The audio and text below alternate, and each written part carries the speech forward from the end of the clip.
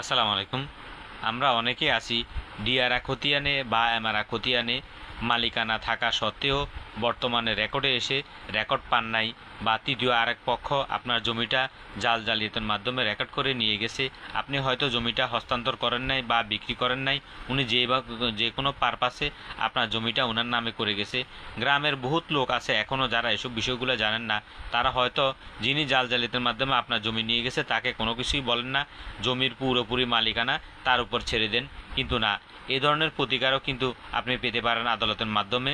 যদি আপনার জমিটা প্রকৃতপক্ষে আপনার মালিকানা সঠিক থাকে, প্রমাণাদি আপনাকে দিতে হবে। 22-এর রেকর্ড থেকে বর্তমান সন পর্যন্ত যে রেকর্ডগুলো আছে প্রত্যেকটা রেকর্ডের খতিয়ানটা আপনাকে নিতে হবে, এবং বায়া দলিলগুলো যদি থেকে থাকে বায়া দলিলগুলো নিয়ে আপনি আদালতে মামলা করলে আদালতের মাধ্যমে আপনার জমি আবার আপনি ফিরিয়ে পেতে পারেন। যারা এখন আমার চ্যানেলটি সাবস্ক্রাইব করেনি, আশা করছি আমার চ্যানেলটি সাবস্ক্রাইব করে দিবেন। আমি নোয়াখালী জেলা রেজিস্ট্রার কার্যালয়ের 4তলা ভবন এর নিচতলাতে বসি।